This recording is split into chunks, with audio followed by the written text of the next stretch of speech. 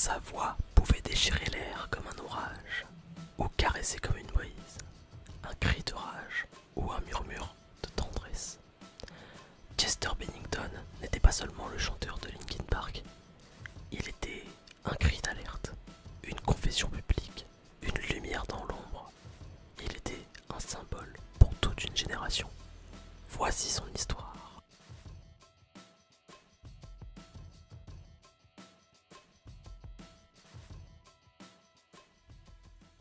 Coucou tout le monde, j'espère que vous allez bien. Je vous prends juste 15 secondes de votre temps avant que la vidéo ne commence, mais n'hésitez pas à like, à vous abonner à la chaîne et à juste soutenir parce que ce genre de vidéo, ça demande beaucoup plus de travail qu'une simple vidéo facecam que je fais d'habitude. Donc voilà, je dis pas non et ça montrerait que ce genre de vidéo vous plaît, que ce concept vous plaît. Sur ce, on est parti. Chester Charles Bennington, né le 20 mars 1976 à Phoenix, en Arizona. Enfant timide, il grandit dans un environnement instable. À 11 ans, ses parents divorcent, la blessure est profonde et l'adolescence sera marquée par la solitude des épreuves qu'il n'oubliera jamais. C'est à cet âge-là, afin d'oublier ses problèmes, qu'il commencera l'alcool et la drogue malheureusement. Mais Chester trouve un refuge, la musique. Inspiré par Depeche Mode et Stone Temple Pilots, il rêve déjà de scène et de succès. Dans les années 90, Chester rejoint Grey Days. Sa voix attire déjà l'attention. Claire, mais capable de hurler avec intensité. Il a une prestance sur scène qui ne sait être décrite. Certains le savent, ce mec-là, il sera grand. En 1999, un appel change tout. Un groupe de Los Angeles cherche un chanteur. Leur nom, Xero. Chester enregistre sa démo et décroche le rôle. Xero devient Linkin Park. Petite anecdote d'ailleurs, ce jour-là, Mike Shinoda, le fondateur du groupe Xero, à l'époque, fait auditionner deux chanteurs dans la même pièce au même moment. Un peu gêné par la situation, Mike s'excusera avant le début des auditions. Après l'audition de Chester, le deuxième chanteur qui devait faire son passage dira, je cite, « Les gars, ça ne sert à rien que je fasse cette audition. Si vous le prenez pas, vous êtes des malades. Il a tout, absolument tout. »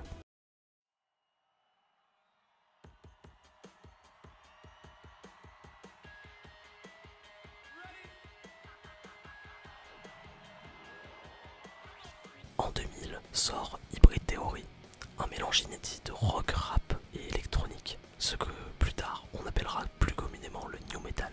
C'est un succès monstre, 30 millions d'exemplaires vendus, soit à l'époque l'album le plus vendu au début des années 2000. On y retrouve des textes sombres, sincères, qui parlent à toute une génération.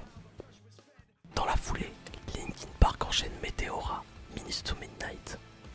Chester explore aussi de nouveaux horizons en s'inspirant de l'énergie de Mike Shinoda, rappeur du groupe qui se lance également dans un projet solo. Fort minor, c'est quelque chose que les fans de Linkin Park ne savent pas forcément, mais il fonde Dead by Sunrise, un groupe de musique, et rejoint ses idoles, Stone Temple Pilots, dont on a parlé en début de vidéo.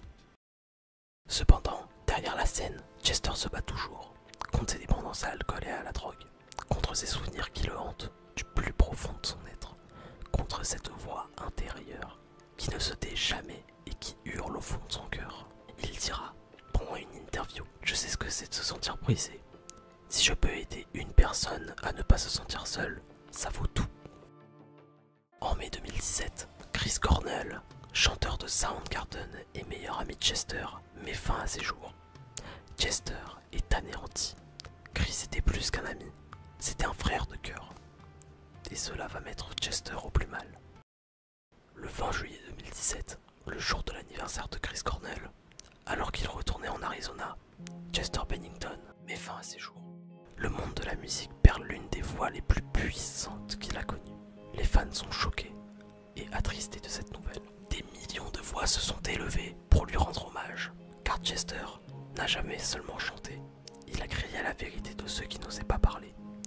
D'où sa célèbre phrase du titre One More Light.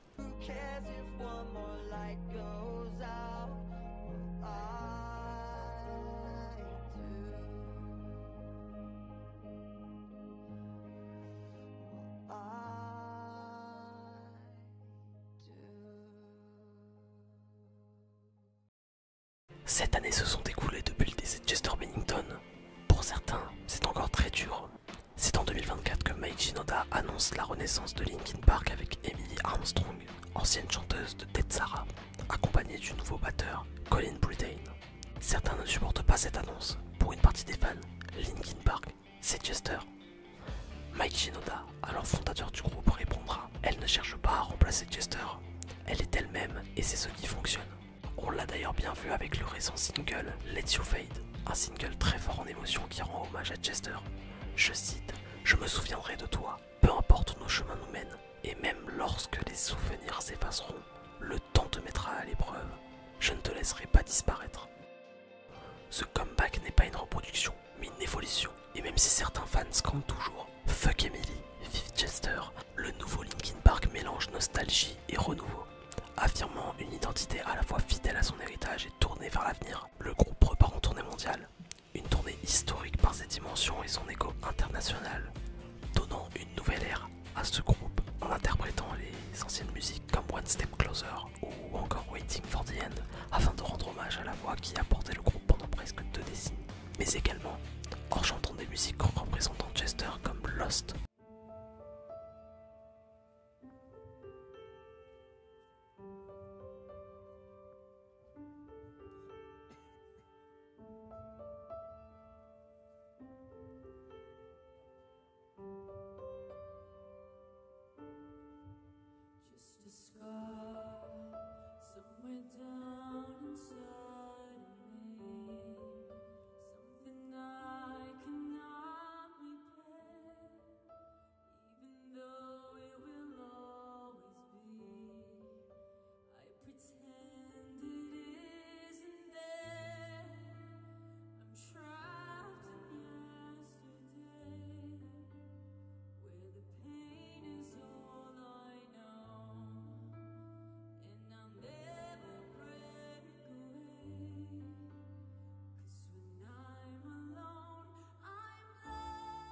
J'ai d'ailleurs eu la chance d'assister à l'un de leurs concerts au Stade de France et franchement, c'était énorme. Ce chapitre est une preuve que Linkin Park avance avec un nouveau souffle, tout en honorant celui qui a rendu tout cela possible. Une continuité qui résonne et qui renaît de ses cendres avec force, gratitude et lumière, comme un phénix, file ou agrandi.